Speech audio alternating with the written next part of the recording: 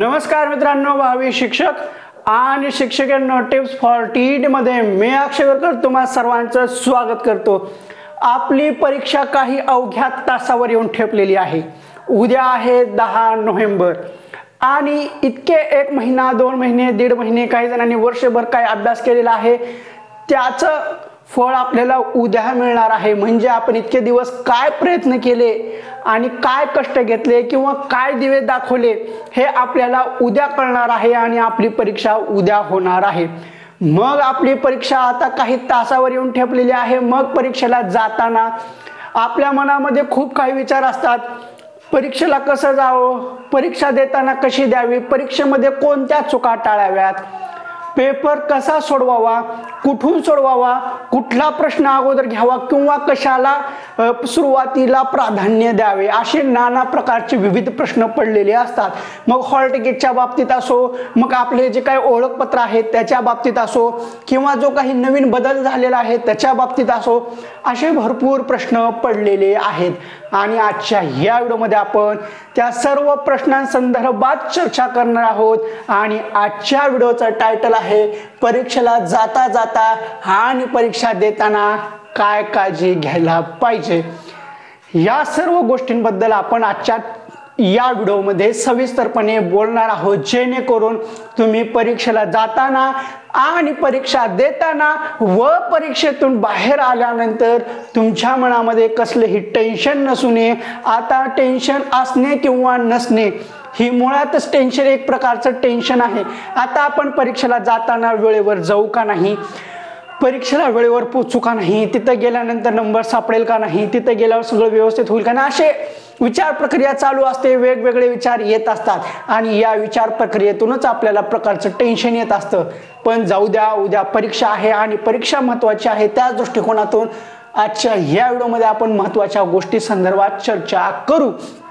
आता इथं फळ्यावर खूप काही गोष्टी आहेत। खात्री करा, जाताना हे करा, परीक्षा देताना बदल, काळजी घ्या, परीक्षा झाल्यावर, हे सर्व गोष्टी पाहू। आता ह्या सर्व ह्याच्यामध्ये तुमच्या मनामध्ये जेवढे प्रश्न पडलेले आहेत त्या सर्वांचं विश्लेषण ह्याच्यामध्ये भेटणार आहे आणि तुमच्या मनामध्ये एकही प्रश्न राहणार नाहीये।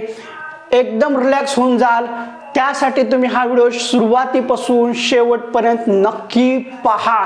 व्हिडिओ मोठा होईल, अर्ध्या तासाचा व्हिडिओ होईल, पण अर्ध्या तासामध्ये तुमचं माइंड फ्रेश होऊन जाईल आणि परीक्षेला चांगले मार्क्स सुद्धा मिळायला मदत होऊन जाईल। आता वळू आपण, पहिली जी गोष्ट आहे खात्री करा। ह्या गोष्टीची खात्री करणं खूप गरजेचं आहे। पहिली गोष्ट आहे हॉल तिकीट। अगोदर तुम्ही पहा तुम्ही स्वतःचे हॉल तिकीट काढले आहे किंवा नाही, आणि हॉल तिकीट काढल्यानंतर ते स्वतःचेच हॉल तिकीट आहे का नाही ते अगोदर चेक करा। कारण आपण दुसऱ्याचे हॉल तिकीट खूप काढायचा हौस असतो, स्वतःचं राहिलं बाजूला आणि दुसऱ्याचंच आपण करत बसतो, स्वतःच्या सोडून जातो। अगोदर स्वतःचं हॉल तिकीट आहे का ते पहा। हॉल तिकीट काढल्यानंतर त्या हॉल तिकीटवर आपलं सेंटर कुठं आलेलं आहे, कोणत्या गावात आहे, कोणत्या तालुक्यात आहे, तालुक्यात तर येत नाहीये, हे जिल्ह्याच्या ठिकाणीच येतं। मग आता तुमचं ज्या ज्या शहरामध्ये आलेलं आहे आणि त्या शहरामध्ये कुठल्या शाळेला आलेलं आहे याची खात्री करून घ्या। नाहीतर हॉल तिकीट काढले, आले सेंटर, आपलं कुठं आले, लातूरला आले आणि लातूरची XYZ शाळा दिली आहे आणि आपण गुगल मॅपवर बघितले हा शाळा हा इथं, आणि इथं येऊन परीक्षेच्या अगोदर पुन्हा शाळा शोधायला गेलो, शाळा सापडलीच नाही। अशा गोष्टी खूप झालेल्या आहेत। म्हणून माझं वैयक्तिक सांगणं आहे, प्रत्येकाला सांगणं आहे, हॉल तिकीट काढल्यानंतर तुमचं सेंटर ते अस्तित्वात आहे का नाही ते पहा। म्हणजे गुगलवर जो पत्ता दिलेला आहे तो तिथं ॲज इट इज आहे का नाही पहा। त्यापेक्षा तुम्ही सेंटरला जाऊन व्हिजिट करून या, ते सर्वात सोयीस्कर असेल। नाहीतर दुसऱ्या दिवशी परीक्षेच्या वेळेस सेंटर शोधायला खूप उशीर होतो, अवघड होतं। अशा गोष्टी घडू नये म्हणून आदल्या दिवशी म्हणजे आजच्या दिवशी सेंटरचा शोध घ्या। ते झालं, मग आता आपल्याला जायचंय परीक्षेला। परीक्षेला जाता जाता काय करायला पाहिजे, परीक्षेला जाता जाता आपण हॉल तिकीट घेतले का ते पहा। ते घेतल्यानंतर ओळखपत्र घेतले का पहा। ते घेतल्यानंतर पेन घ्या, पाण्याची बॉटल सुद्धा घ्या। आणि आता काय गोष्टी नको, ज्या गोष्टी परीक्षेला जाताना टाळायला पाहिजेत, पॅड। आता आपल्याला MRI शीट वगैरे असते तिथं जाऊन फक्त गोल करून यायचं, त्यामुळे आपल्याला पॅडची आवश्यकता लागत नाहीये, कुणीही पॅड घेऊन जायची गरज नाहीये.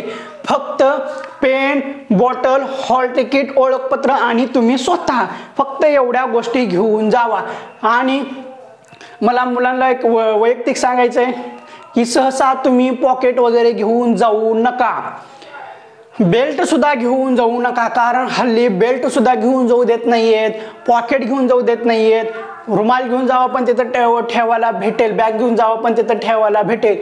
खिशामध्ये कुठलीही चिल्लर घेऊन जाऊ नका, कारण ती तिथं जमा करायला लावतात, कुठलीही वस्तू आपल्याजवळ ठेवू देत नाहीयेत. त्यामुळे ह्या गोष्टी काळजी करा.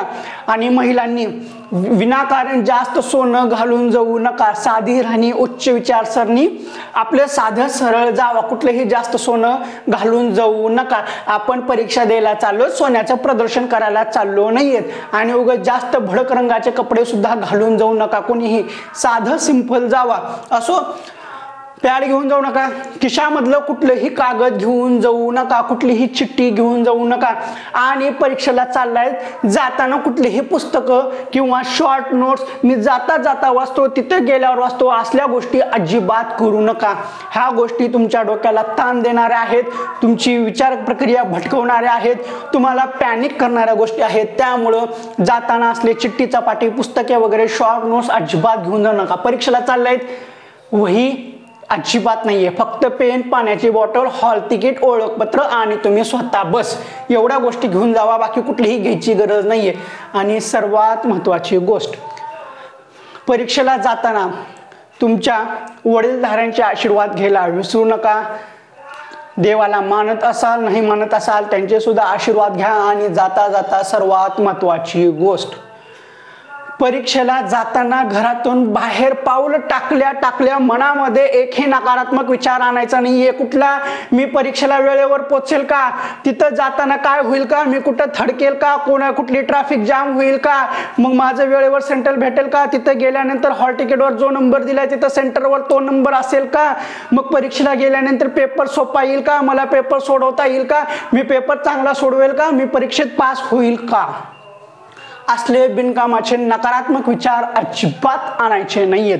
घरातून बाहेर पाऊल टाकल्या मनामध्ये एकच विचार यायला पाहिजे, हो मी पास होणार, मी पास होणारच आहे आणि मी पास झालेलो आहे आणि मी पेपर 1 नंबर सोडवणार. बस फक्त एवढा मनामध्ये विचार ठेवा, सकारात्मक विचार ठेवा, पॉझिटिव्ह विचार ठेवा. आणि पॉझिटिव्ह विचार ठेवूनच पेपरमध्ये जावा. नाहीतर नकारात्मक, घराच्या बाहेर पडल्या पहिला घर नकारात्मक विचार, कसं होतंय की काय होतंय की अगं माय ग मी लय अभ्यास केलाय, काय होतंय की माझा अभ्यासात झालं नाही, असं झालं नाही, आणि परीक्षेत गेल्या पेपर सोपा जरी असला तरी अवघड जातं. हे असतं आपले नकारात्मक विचारसरणीचा परिणाम. पॉझिटिव्ह, भलेही आपला अभ्यास शून्य असो, अभ्यास असो नसो, घराच्या बाहेर पाऊल पडताना आपल्या मनामध्ये फक्त एकच विचार पाहिजे, पेपर सोपा आहे आणि त्या पेपरमध्ये मी पास होणार आहे आणि मी पास होणारच. बस एवढंच माइंडसेट घ्या, घराच्या बाहेर पडा, झालं. आता याच्यानंतर सर्वात महत्त्वाचा घटक येतो हॉल तिकीट. हॉल तिकीटवर ज्या काही सूचना दिलेल्या आहेत त्या पाळा, त्या वाचा. आपण काय करतो, हॉल तिकीट काढलेलं आहे, हॉल तिकीटवर सर्व सूचना दिलेल्या आहेत, आपण हॉल तिकीटवरल्या सूचनाच वाचत नाहीयेत. कुठल्या सूचना, हॉल तिकीटवर सही आहे का नाही, सही नसलं तर काय होईल, मग हॉल तिकीट कलरचं घेऊन जावं का झेरॉक्स घेऊन जावं. अहो तुम्ही हॉल तिकीट घेऊन जावा, कलर घेऊन जावा, झेरॉक्स घेऊन जावा, काही प्रॉब्लेम येत नाही. नुसतं झेरॉक्स सुद्धा घेऊन गेला तरी चालते, पण तुम्ही जावा, तुमचं हॉल तिकीट घ्या, तुमचं ओळखपत्र घ्या, जावा परीक्षेला. कलरच घ्याव का आणि ब्लॅकच घ्या, ब्लॅक अँड व्हाईट घ्याव का, हॉल तिकीट आहे, कसंही घ्या, कलर घ्या, व्हाईट घ्या, चालतं. मग विनाकारण ह्याच्यासाठी जास्त टेन्शन घ्यायची गरज नसती.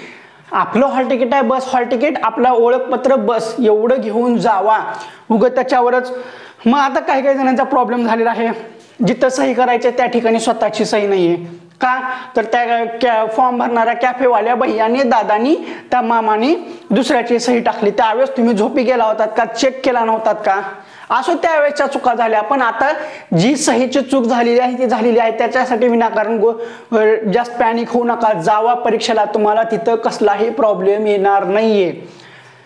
तुमच्यासोबत तुमचं ओळखपत्र आहे, आधार कार्ड आहे, तुम्ही स्वतः आहेत, तुमच्या हाताचे ठसे सुद्धा आहेत, ते एकदम व्हेरीफाय करतात. भलेही तिथं तुमची सही नसली तरी काही प्रॉब्लेम येत नाहीये.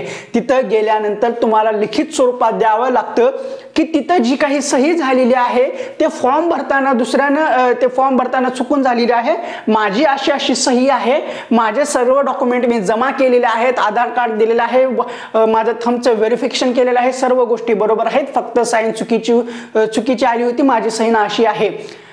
व्हेरीफाय करावं लागतं, लिखित स्वरूपात द्यावं लागतं, त्यानंतर तुम्हाला परीक्षेत बसता येतं. मग माझी सही चुकलेली आहे, दुसऱ्याची सही आलेली आहे, मग मी परीक्षेला जाऊ का नको असला प्रश्न मनामध्ये अजिबात येऊ द्यायचा नाहीये.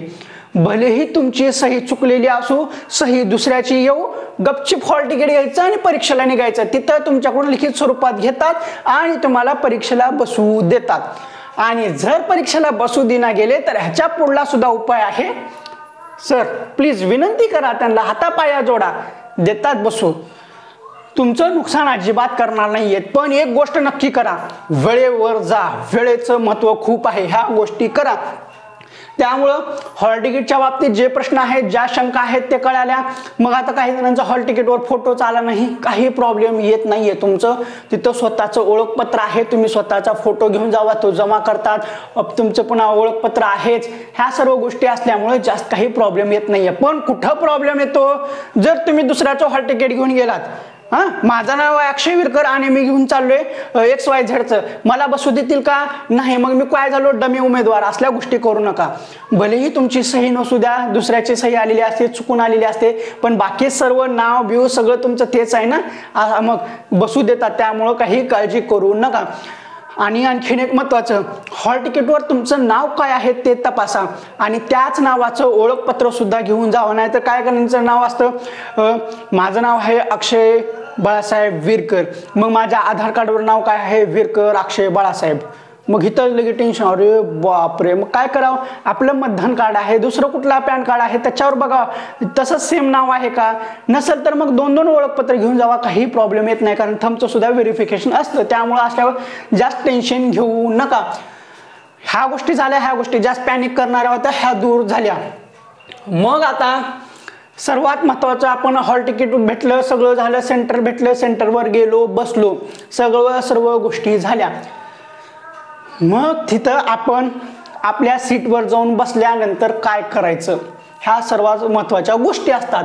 त्यामध्ये पहिली गोष्ट ते आपण एक्झाम सेंटरला गेलोत, आपल्या सीटवर बसलोत, तिथं बसल्या बसल्या पेपर यायला वेळ लागतो, सगळे व्हेरिफिकेशन होतं, सगळ्या गोष्टी करत असतात, पेपर यायला वेळ लागतो. त्यानंतर आपण आपल्या डोक्याला हात लावून ओव्हर थिंकिंग अजिबात करायचं नाही किंवा शांत बसून विनाकारण काहीही गोष्टी मनामध्ये आणायच्या नाहीयेत.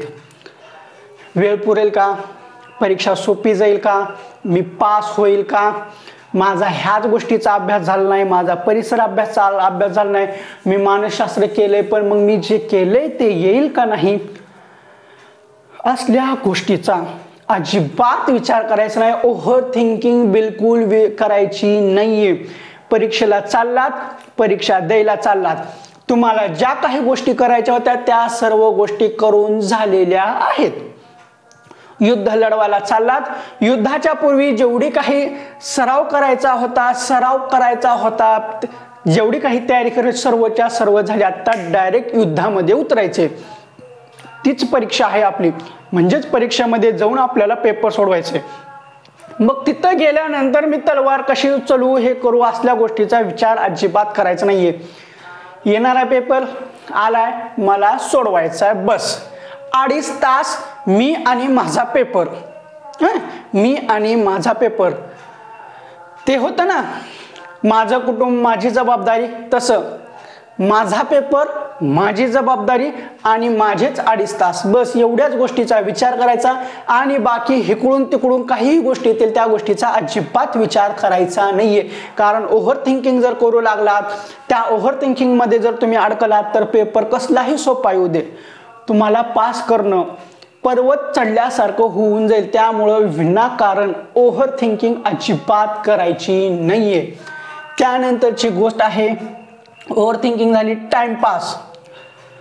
आपले स्वभाव खूप भारी असतो की ज्यांचा बोलका स्वभाव आहे किंवा महिला मंडळामध्ये असा स्वभाव खूप आढळून येतो, टाइमपास करणे.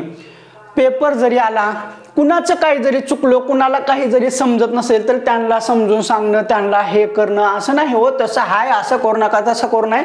मग सगळा क्लास त्या मागं लागतो आणि त्यांना हे करायला लागतो, त्याच्यामुळं तुमचा वेळ जातो.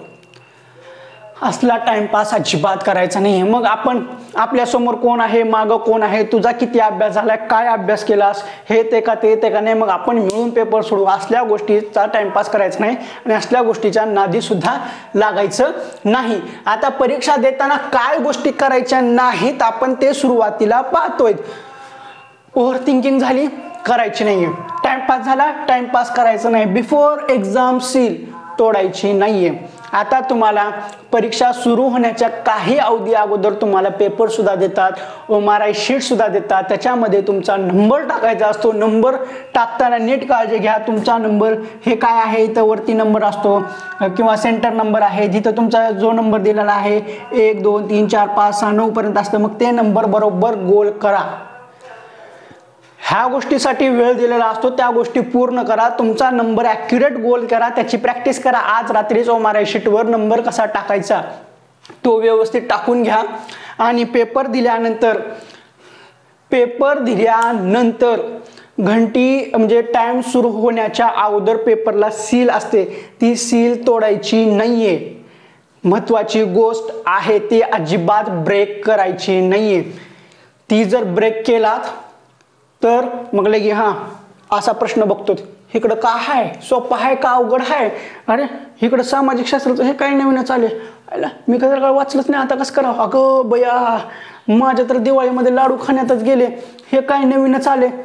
असल्या गोष्टी करू नका. बिफोर एक्झाम पेपरची सील अजिबात तोडायची नाहीये.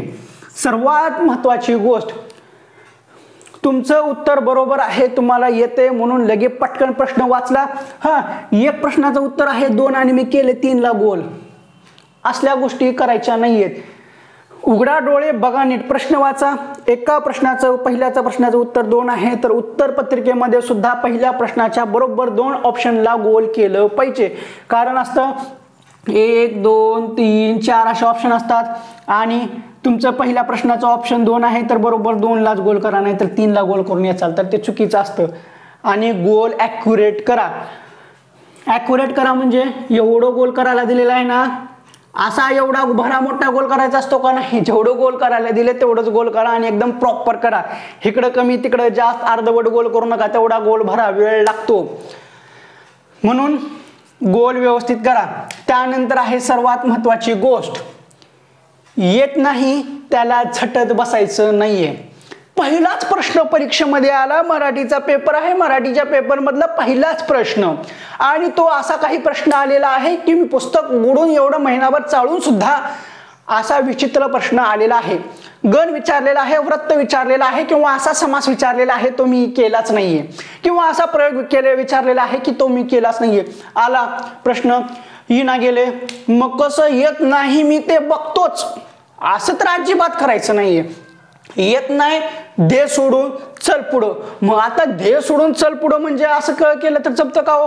मग मी देतो सोडून, आता सोडतो, मग परीक्षेच्या शेवटी म्हणजे सगळा पेपर सोडून झाल्यानंतर मी त्याला विचार करून गोल करतो. असल्या गोष्टी अजिबात करायच्या नाहीयेत. भलेही पेपरमध्ये 2.5 तास असो, वेळ पुरत नाही, ही गोष्ट लक्षात असू द्या. येत नाहीये, पुढे जायचं, काहीतरी गोल करायचं आणि पुढे जायचं. कारण पेपर शेवटी आपल्याला लक्षात सुद्धा राहत नाहीये की आपला कुठला प्रश्न गोल करायचा राहिलेला आहे. त्यामुळं पटकन गोल करायचं, निघायचं पुढे. येत नाही ना, 2 ऑप्शन बघायचे, 4 ऑप्शन आहेत, 4 पैकी 2 ऑप्शन कसे तरी काटायचे, त्याच्यापैकी 2 पैकी कुठल्या तरी एकाला गोल करायचं, यायचं, पण गोल करायचंच. त्यानंतर आहे वेळ घालवू नका. येत नाही म्हणून उगाच वेळ घालवत बसायचं नाहीये, कारण वेळेला खूप महत्वाचं आहे, ते आपण पुढल्या ह्याच्यामध्ये पाहू. त्यानंतर आहे स्वतःवर विश्वास ठेवा. सर्वात महत्वाचं, स्वतःवर विश्वास असणं खूप गरजेचं आहे. कारण तुमचा जर कॉन्फिडन्स लूज झाला, तुम्ही कॉन्फिडन्स गमावून बसला, आत्मविश्वास गमावलात, तर कोणीही तुम्हाला वाचवायला येऊ शकत नाहीये. म्हणून स्वतःवर विश्वास असू द्या. त्यानंतर आहे हे करा. काय करा करू नका ते पाहिलं. आता आपण पाहू हे करा. हे करामध्ये पहिली गोष्ट आहे जे येते ते सोडवा. आता म्हणजे कसं आहे माहिती आहे का, परीक्षेमध्ये आपल्याला पेपर एक आहे, मराठी आहे, इंग्लिश आहे. आता किंवा इंग्लिशच्या ठिकाणी ज्यांनी हिंदी घेतलं आहे हिंदी येईल, फक्त हिंदीचा पेपर हिंदीमधून येतो, बाकीचा पेपर मराठीमधून येतो.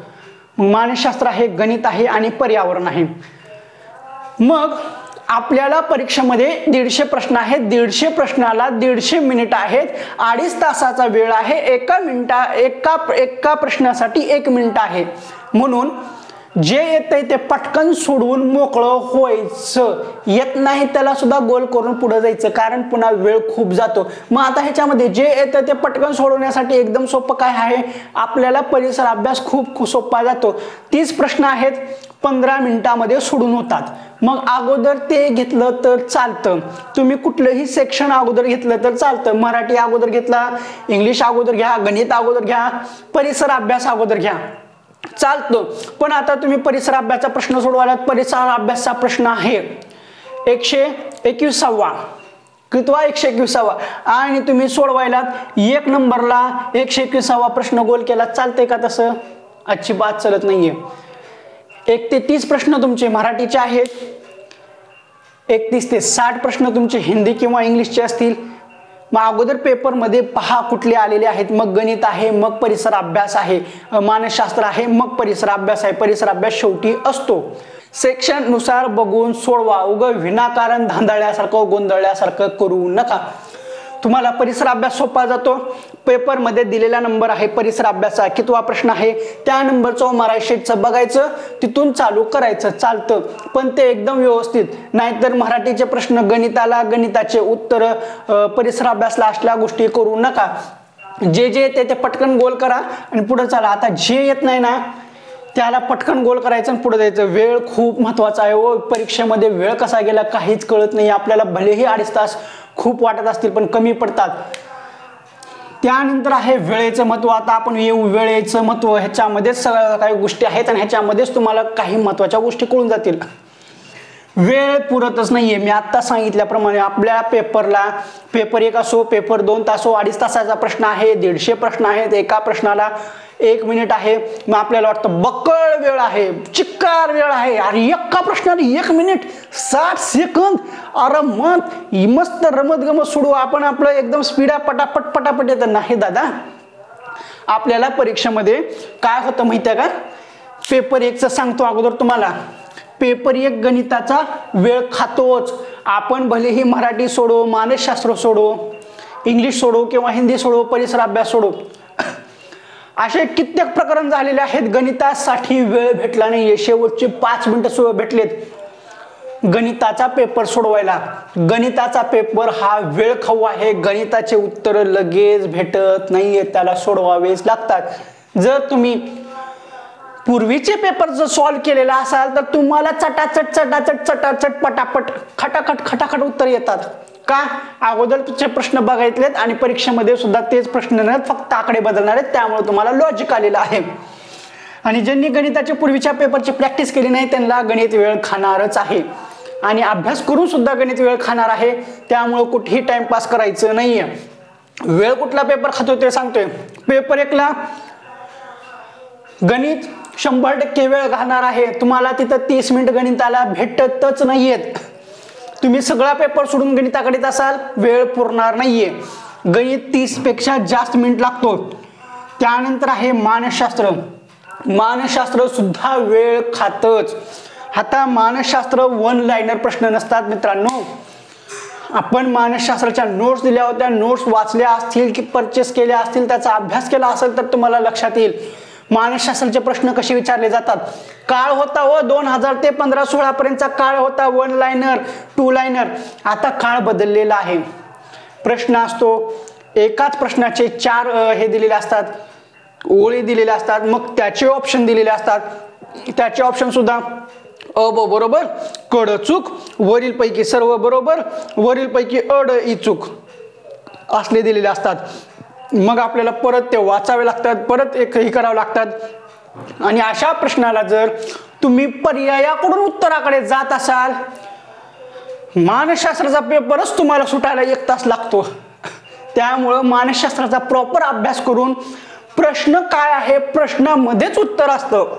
आता अध्ययन प्रक्रियेचे वैशिष्ट्य किंवा विस्मरण म्हणजे काय असं दिलेले असतात आणि विस्मरणाबद्दल 4 सेंटेन्स दिलेले असतात. हे सेंटेन्स वाचताना लक्षात येतात. आता वरती काय आहे विस्मरण म्हणजे काय एवढं दिलेलं आहे आणि इथं खाली त्याचे 4 ऑप्शन दिलेले आहेत. विस्मरण म्हणजे XY, विस्मरण म्हणजे XP किंवा विस्मरण म्हणजे ABC, विस्मरण म्हणजे हे. मग हे वाचतानाच आपल्याला कळायला पाहिजे विस्मरण म्हणजे हे पहिलं बरोबर आहे का, हे बरोबर आहे का, हे बरोबर आहे का, हा हे चूक आहे. मग इथंच आपल्याला कळायला पाहिजे. खाली ऑप्शन दिलेले असतात अ ब बरोबर, दुसरा ऑप्शन असतो ब अ बरोबर, तिसरा ऑप्शन असतो ड आपलं अ ब क ढ बरोबर असले ऑप्शन असतात. मग ऑप्शन कडून जर आपण प्रश्नाकडे जात असाल शक्य नाही, पास होत नाहीये. प्रश्न वाचतानाच तुम्हाला लक्षात यायला पाहिजे आणि इथं लक्षात यायला पाहिजे विस्मरण म्हणजे काय, काय आहे, काय विस्मरण म्हणजे काय नाही असं आहे हे पाहणं गरजेचं असतं. त्यामुळं मानसशास्त्र वेळ खातं, अशा गोष्टी घडत असतात. त्यानंतर आहे मराठीचा उतारा वेळ खातो, इंग्लिशचा उतारा वेळ खातो. हे एवढ्याच गोष्टी खूप आहेत. परीक्षा पेपर 1ला तुम्हाला वेळ पुरू न देणे. मानसशास्त्राचा पेपर खूप लेंदी असतो. प्रश्न 4 ओळीचा असतो, पुन्हा त्याचे पर्याय असतात. हे वेळ खातात. गणित लवकर सोडवता येत नाहीये. गणिताचे काहीच प्रश्न आहेत की 2-1 सेकंदामध्ये सुटतात. काही प्रश्नाचं उत्तर एकच असतं. आता पदावल्या दिलेल्या असतात किंवा समीकरण असतं, ह्याच्या खाली असतं, पुन्हा ह्याच्या खाली असतं, पुन्हा ह्याच्या खाली असतं. असल्या ह्याचं उत्तर एकच असतं. पुन्हा XYZ असलं काहीतरी ही दिलेलं असतं, याचं उत्तर सुद्धा एक असतं. असले काही येतात त्याचं उत्तर एक आहे. पर्यायामध्ये एक दिलं ना पटकन एक करायचं निघायचं, पुढे ते सोडवायच्या भानगडीत पडायचं नाही. सोडवायला 10-15 मिनिट लागतात. अशा गोष्टी असतात. मराठीचा उतारा खूप मोठा आहे, इंग्लिशचा उतारा खूप मोठा आहे. उतारा वाचत वाचतच लक्षात यायला पाहिजे, कारण प्रश्न वाचून जर उत्तराकडे गेलो तर लवकर समजत नाहीये, वेळ खातो. त्यामुळं पेपर 1च्या एवढ्या गोष्टी आहेत तुम्हाला वेळ कंझ्युम करणार आहेत किंवा वेळ खाणारच आहेत.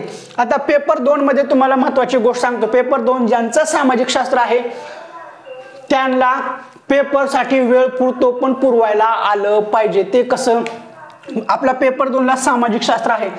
सामाजिक शास्त्र 60 मार्काचं जरी असलं तरी सामाजिक शास्त्राचा तो 60 मार्काचा पेपर तुम्हाला 30 मिनिटांमध्ये सोडवता येतो. सामाजिक शास्त्र एवढं सोपं जातं जर तुम्ही अभ्यास केलेला असेल.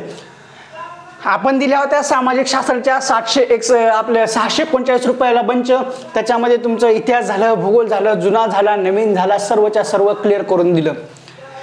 एवढं केलं असेल तर तुमचं 60 मार्काचा प्रश्न 30 मिनिटांमध्ये सुटून जातो. बाकीचे 120 मिनिटं उरतात. 120 मिनिटांमध्ये तुम्हाला मराठी आहे, हिंदी किंवा इंग्लिश आहे आणि मानसशास्त्र आहे. मानसशास्त्र हा पेपर 40 मिनिटं खातो, हे लक्षात असू द्या आणि त्याला तेवढा वेळ दिलाच पाहिजे. मानसशास्त्र समजून उमजूनच प्रश्न सोडवावे लागतात. सामाजिक शास्त्र एकदम लवकर सुटून जातं, पण तुमचं सामाजिक शास्त्रामधले सामाजिक शास्त्र 30 मिनिटात सुटतं, पण पेपर 2चं मानसशास्त्र वेळ घेतं. पेपर 1 पेक्षा पेपर 2चं मानसशास्त्र वेळ घेणार आहे. त्यामुळं अगोदरच वेळेचं नियोजन लावून घ्या. त्यानंतर पेपर 2चं गणित आणि विज्ञान हा वेळ घेतो. त्या आता पेपर 1च्या तुलनेने पेपर 2ला मराठी इंग्लिश हे तितकासा वेळ घेत नाहीये. वेळ कुठला घेतो, पेपर 2चं गणित आणि विज्ञान आणि पेपर 2चा मानसशास्त्र हा वेळ घेणारच आहे. त्यामुळे ह्या गोष्टीकडे लक्ष असू द्या. म्हणून वेळेचं महत्त्व तुम्हाला कळायला पाहिजे. हे झालं.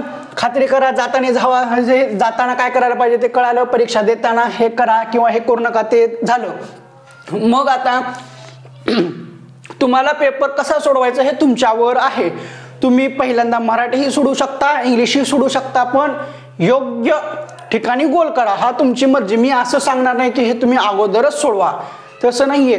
पेपर तुम्ही सोडवणार आहात. मी भलेही काही सांगू, ऐकावे जनाचे करावे मनाचे, ही गोष्ट लक्षात असू द्या. अजिबात हायगाई करायची नाहीये. भलेही कुणीही काही सांगू द्या. आता कुणीही काय सांगतं सोडवा, अगोदर काय करा, जेवढे येतात तेवढे सोडवा. अगोदर सोपे सोडवा, पुन्हा त्याच्यानंतर त्याच्यापेक्षा थोडे अवघड आणि शेवटी एकदम सगळे अवघड. अरे दादा, एकच पेपर परीक्षेमध्ये 3-3 वेळा सोडल्यानंतर परीक्षेत वेळ कसा पुरणार, हे थोडंसं लॉजिक आहे का नाही. म्हणून पटकन प्रश्न घ्यायचं, उत्तर लिहायचं येत नसेल तर त्याला काहीतरी गोल करायचं, पुढे जायचं, विनाकारण त्याला झटत बसायचं नाही. मग आता ह्याच्यासाठी सांगतो, ऐकावे जनाचे करावे मनाचे. तुम्हाला तुमच्या ह्याच्यावर काय पाहिजे, स्वतःवर विश्वास पाहिजे, आत्मविश्वास पाहिजे. मी जे सोडवते ते बरोबरच आहे. पण काय सिली मिस्टेक करायचं नाही ते मी तुम्हाला सांगितलेलं आहे. सिली मिस्टेक हेच करायचं नाहीये. तुम्हाला इंग्लिशचं सोडवायचं नाही, अगोदर इंग्लिश सोडवा, किंवा हिंदी सोडवायचं हिंदी सोडवा. पण हिंदीच्या ठिकाणी मराठीच्या जे गोल असतात तिथं करू नका. जे प्रश्न आहे 31चा प्रश्न आहे तर 31च्या ठिकाणीच गोल करा. नाहीतर 31च्या ठिकाणी 32ला गोल करतात, 32च्या ठिकाणी 33ला गोल करतात. असल्या गोष्टी करू नका. किंवा पर्यायामध्ये आपलं 31च्या प्रश्नाचं उत्तर नंबर 2 होतं, मग आपण काय चालू 31च्या ठिकाणी 3ला गोल करायला. असल्या सिली मिस्टेक करायच्या नाहीत, ह्याच्यामुळं आपण नापास होतो. खाली वर करायचं नाहीये. असो, हे झालं. आता येऊ आपण महत्वाचे बदल. ह्याच्यामध्ये महत्वाचा बदल काय झालेला आहे, तुम्हाला जी OMRI शीट देणार आहेत त्या OMRI शीटच्या 2 प्रती येणार आहेत. जी ओरिजिनल प्रत आहे ती तर परीक्षा परिषदला जाईल, किंवा ती जे काही सेंटर आहे का किंवा जी काही कंपनीने कंडक्ट केलेली आहे त्यांच्याकडे जाईल. पण ज्या 2 कॉपी आहेत, एक हार्ड कॉपीचं झालं, दुसरी एक आहे कॉपी कार्बन कॉपी, ती परीक्षा परिषदेला जाईल, आणि तिसरी कॉपी कार्बन कॉपी ही आपल्याकडे जाईल. पूर्वी फक्त हार्ड कॉपी आणि एक कार्बन कॉपी आपल्याकडे यायची, हार्ड कॉपी परीक्षा परिषदेकडे जायची, अशा गोष्टी व्हायच्या. पण आता 3 आहेत. हार्ड कॉपी जी कंपनी आहे त्यांच्याकडे जाईल, आणि कार्बन कॉपी परीक्षा परिषदेकडे जाईल, आणि त्याची दुसरी कार्बन कॉपी ही आपल्याकडे येईल. हा बदल झालेला आहे. मग आता आणखीन महत्वाची गोष्ट, ही गोष्ट खूप महत्वाची आहे. ह्या गोष्टीला दुर्लक्ष करून जमणार नाहीये. हे तर मी तुम्हाला अगोदर सांगायला पाहिजे होतं, पण मी शेवटी सांगतोय. कारण जे व्हिडिओ बघतेत त्यांना ही गोष्ट नक्की कळायला हवी. आता हे सुरुवातीला सांगायचं होतं, पण असू द्या, आपण शेवटी सांगू. काळजी घ्या, हिथं चूक करायची नाहीये. तुम्हाला प्रामाणिकपणे सांगतो, हिथं काहीही करा, पण असल्या गोष्टीच्या भानगडीत पडू नका. कुठली आहे, पेपर देतो. आता काही जणांचे फोन चालू होतील, किंवा आपले मित्रमैत्रिणीच फोन करायला चालू करतील, काय मी आज रात्री तुला पेपर देतो. त्याला सरळ म्हणायचं, काय म्हणायचं, कडकडनं निघ, कडकडनं निघ म्हणायचं. पुन्हा काही असले हे असतात, समाजकंटक असतात, ते काय करतात, पेपर फुटला असल्या अफवा करायला चालू करतात. मग काय म्हणायचं त्यांना, पेपर फुटला, पटकन निघ म्हणायचं, पतली गली से निकल जा बेटा म्हणायचं. पुन्हा आहेत, पैसे द्या मी तुम्हाला पास करतो. अशा गोष्टी सुद्धा कोण करत असेल, किंवा तुमच्याकडे अशी डिमांड करत असेल ना, चपलीनं मारायचं, निघायचं. नाही तर आपल्या मनामध्ये पैसे दिल्यावर पास करतेत, दादा पैसे दिल्यावर पास बी करतेत, आणि एकदा सापडलं ना आयुष्यातून उठवतेत. घडलेले प्रकरण आहेत, गोष्टी झालेल्या आहेत 2019 आणि 18-19च्या स्कॅम मध्ये जे अडकले त्यांच्यासोबत. त्यामुळे असल्या भानगडीत पडू नका. पैसे द्या, पास करतो. त्यांना म्हणायचं खड्ड्यात जा. भलेही मी नापास हो चालेल, पण पेपर देतो, पेपर फुटलाय, किंवा पैसे द्या तुम्हाला पास करतो. मग पुन्हा हे रात्री भेटा, पेपर देतो. असल्या गोष्टीच्या भानगडीत पडायचं नाही. भलेही नापास झालेलं चालेल, पण ह्या गोष्टी करायच्या नाहीत. मग काय रात्री भेटा, पेपर देतो, मग पेपर झाल्यानंतर पैसे द्या, असल्या गोष्टी करत असेल ना, विश्वास ठेवायचा नाही, जायचंच नाहीये. पुन्हा हे 90 मार्काचे उत्तरे देतो, अवश्य भेटा आणि पैसे द्या, असल्या गोष्टीकडे बिलकुल लक्ष द्यायचं नाहीये. माझी कळकळीची तुम्हाला विनंती आहे, ह्या गोष्टीला अवॉइडच करा. त्यानंतरची गोष्ट आहे, परीक्षा झाल्यावर काय करायचं. परीक्षा देताना झालं, आता परीक्षा झाल्यावर काय करायचं, परीक्षा झाल्यावर काय करायचं. पहिली गोष्ट आहे, परीक्षा झाली, परीक्षेतून बाहेर आल्यानंतर जे झालं ते झालं. याच्यानंतर उत्तर चुकले, मग आता काय करू, हे मला उत्तर लिहायचं होतं, असंच उत्तर होतं, माझ्या लक्षातच होतं, पण मी ह्यालाच गोल करणार होतो, पण चुकून याला गोल झालं, शेट. असल्या गोष्टी जास्त विचार करायचा नाही. झाला पेपर, हो पेपर दिला, संपलं, झालं, गेलं, गंगेला मिळालं. आता त्याच्यामध्ये तुम्ही कसलाही बदल करू शकत नाहीयेत. ती गोष्ट तुमच्या हातातच नाहीये. ज्यावेळी तुमच्या हातात होती त्यावेळेस जे करायचं ते केलं. आता विचार करून उपयोग नाहीये. ही गोष्ट लक्षात असू द्या आणि विनाकारण त्याचं ओव्हर थिंकिंग करू नका, मानसिक टेन्शन घेऊ नका, नाहीतर मानसिक विकृती येईल. झालं, त्यानंतर फक्त शांत राहा. परीक्षा झाल्यानंतर असं झालं तसं झालं असल्या गोष्टीकडे तर अजिबात विचार करू नका. ह्या आहेत गोष्टी. आता परीक्षेला तुम्ही तुमचं नियोजन लावा, वेळेवर पोचा, वेळेवर जे काही अभ्यास केलेला आहे त्यानुसार योग्य त्या ठिकाणी गोल करा आणि चांगल्या प्रकारे परीक्षा द्या. आता जेवढ्या गोष्टी सांगितल्या आहेत तेवढ्या सर्वच्या सर्व तुम्हाला समजल्या असतील. मी आता तुम्हाला का जास्त आणखीन हे सांगत नाहीये की अगोदर मराठीचंच घ्या, अगोदर इंग्लिशचंच घ्या, हे नाहीये. अशा गोष्टी करायच्या नाही. स्वतःवर विश्वास ठेवा. तुम्हाला इथं सांगितले जे येते ते सोडवा. अगोदर जे येते ते सोडवा. जे पटकन येते, फास्ट येते ना, ते अगोदर सोडवा. कारण पेपर वेळ खाणाराच आहे, हे गोष्ट लक्षात असू द्या. आणि जाता जाता सर्वांना परीक्षेच्या खूप खूप शुभेच्छा. All the best. तुम्ही सर्वजण पास होणार आहात. पेपर हा तुम्हाला पास करण्यासाठीच काढलेला आहे. फक्त जर तुम्ही सिली मिस्टेक केल्या नाहीत तर, जास्त ओव्हर थिंकिंग केल्या नाहीत तर, निगेटिव्ह माइंडसेटने गेला नाहीत तर, पॉझिटिव्ह माइंडसेटने जावा. होय, मी पासच होणार आहे, मी जो काही अभ्यास केलेला आहे तो सफिशियंट आहे, ह्या गोष्टी ठेवून परीक्षेला जावा, फेस करा. तुम्ही 100% पास होणार. आणि आता लगेच परीक्षा झाल्यानंतर, अवघड गेल्यानंतर जास्त विचार करू नका. झालं गेलं, गंगेला गेलं. मग आता पुढे काय? मग पुढे अभ्यास करायचा ना, काळजी करू नका. आपण आहोत तुमच्यासोबत, मी आहे. आता तुम्हाला नोट्स खरेदी करायच्या होत्या, तुम्ही केल्या नाहीयेत कारण तुम्हाला विश्वास असेल नसेल. परीक्षा झाल्यावर तुम्हाला विश्वास 100% बसेल की आपण ज्या काही नोट्स दिलेल्या होत्या त्याच्यातलंच आलेलं आहे. मग आता तुम्हाला परीक्षा झाल्यावर नोट्स घ्यावा का नाही असा प्रश्न पडला असेल तर परीक्षा झाल्यावर सुद्धा तुम्हाला नोट्स मिळून जातील. त्यामुळे अजिबात टेन्शन करू नका. आता तुम्हाला इथं स्क्रीनशॉट दिसत असतील. Notes 1, notes 2, notes 3, notes 4, notes 5. Mobile number दिलेला आहे, त्याच्यावर तुम्ही कॉल करा, कॉन्टॅक्ट करा, नोट्स घेऊ शकता आणि अभ्यासाला लागू शकता. त्यामुळं आत्ताची संधी गेली, भविष्यात संधी येईल का नाही असला निगेटिव्ह माइंडसेट ठेवायचा नाही. भविष्यामध्ये परत संधी येईल कारण परत TET होणार आहे. आता पूर्वीसारखं 2 वर्ष 3 वर्ष लागणार नाही. पुढली TET ही 2025ला झालेली असेलच. त्यामुळं be positive, do positive and will be everything positive. सकारात्मक माइंडसेट ठेवा, सर्वच्या सर्व एकदम व्यवस्थित होऊन जाईल. तर ठीक आहे, आजच्या या व्हिडिओमध्ये एवढंच ठीक आहे. आणि हा शेवटपर्यंत ज्यांनी व्हिडिओ पाहिलेला आहे त्यांनी कमेंट करून सांगा की मी शेवटपर्यंत व्हिडिओ पाहिलेला आहे आणि मी जे काय सांगितलेलं आहे ते समजलं का नाही ते सुद्धा सांगा. तर ठीक आहे, आजच्या या व्हिडिओमध्ये एवढंच ठीक आहे. तुम्हाला परत एकदा परीक्षेसाठी खूप खूप शुभेच्छा. हसतमुखाने जावा आणि हसतमुखाने घरी या आणि योग्य पद्धतीने योग्य उत्तर निवडूनच पेपरमध्ये योग्य त्या ठिकाणी गोल करा आणि चांगला पेपर सोडवा. आणि पेपर झाल्यानंतर मला कॉल करून नक्की सांगा की पेपर कसा गेला. आणि नंबर तुम्हाला माहिती आहे, कॉल करायला अजिबात विसरू नका. तर ठीक आहे, पुन्हा भेटू. तर ठीक आहे, पुन्हा भेटू उद्या. परीक्षा झाल्यानंतर आपण लाईव्ह स्ट्रीमिंग घेऊ रात्री. मी तुम्हाला आपल्या टेलिग्रामला सुद्धा सांगतो, व्हॉट्सअपला सुद्धा स्टेटस ठेवतो आणि आपल्या कम्युनिटी गाईडलाईन्समध्ये किंवा कम्युनिटी टॅबमध्ये सुद्धा सांगतो की टायमिंग काय असेल. तर ठीक आहे, परत एकदा तुम्हाला परीक्षेच्या खूप खूप शुभेच्छा. All the best. परीक्षेचा पेपर चांगला सोडवा आणि तुम्ही सर्वजण पास होणार आहात म्हणजे होणार आहात. तर ठीक आहे, पुन्हा भेटू पुढल्या एका व्हिडिओमध्ये अशीच महत्त्वपूर्ण माहिती घेऊ.